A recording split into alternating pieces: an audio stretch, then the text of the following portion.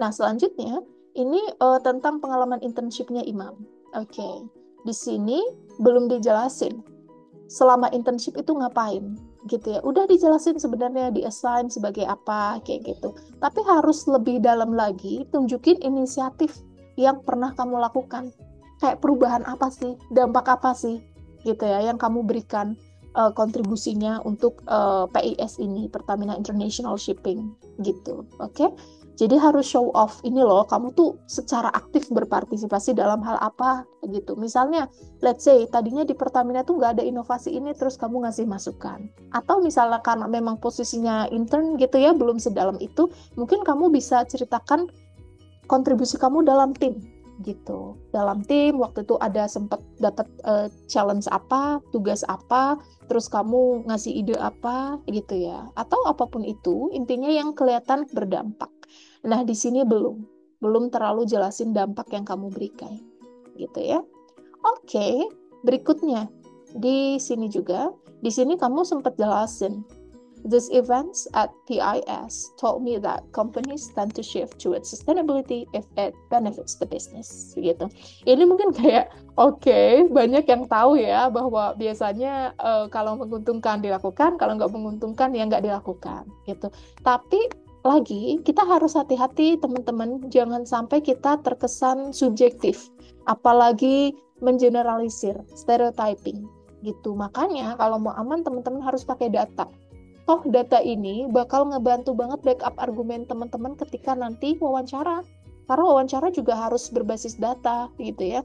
Jadi ini bisa nih dimasukin misalnya referensi dari jurnal atau dari survei siapa gitu ya. Bahwa di Indonesia nih tingkat kesadarannya ya terkait sustainability masih rendah gitu. Meskipun nggak ada angkanya berapa persen, tapi paling nggak buat backup argumen kamu bahwa ini bukan hanya dari asumsi kamu atau pengamatan kamu, tapi memang ada basisnya secara ilmiah gitu ya. Jadi harus di backup gitu. Nih, ini bakal kuat banget kalau misal kamu ngalami kayak gitu. Jadi personal experience ditambah lagi memang ada data yang menunjang gitu ya. Jadi ini bisa dimasukin. Nah, oke. Jadi setelah cerita internship, selanjutnya di sini Imam cerita lebih lanjut tentang data. Ini bagus ya, jadi udah ada supportnya. Yang mau saya ingetin ke teman-teman, essay kalian betul harus ada datanya. Kemarin saya baca banyak yang belum ada datanya. Silakan dimasukin data. Tapi ingat, nggak semua data harus dimasukin. Kita harus memilih ya teman-teman. Ingat, ini tuh esai beasiswa, bukan jurnal ilmiah. Jadi kalau menyajikan data, harus simple, jangan terlalu kompleks, dan jangan terlalu banyak. Jangan sampai kebanyakan angka, seolah-olah seperti ini tuh laporan penelitian gitu-gitu ya, itu jangan. Dan kalaupun misalnya teman-teman ngambil dari jurnal, yang memang di sana kompleks banget dijelasinnya, tugas kalian adalah untuk simplify. Simplify biar itu bisa dipahami oleh orang dari semua background. Seperti itu. Karena nanti saat wawancara yang baca esai kita nggak cuma profesor yang sebidang dengan kita. Ada psikolog yang baca esai kita juga. Ada yang dari LPDP yang baca esai kita juga. Jadi pastikan esai kalian bisa dipahami oleh semua bidang. Seperti itu. Dan ini nggak cuma terkait datanya, termasuk technical terms. Kalau misal kalian pakai terminologi yang rasanya itu sangat teknis gitu ya, itu bisa kalian kasih penjelasan sedikit gitu.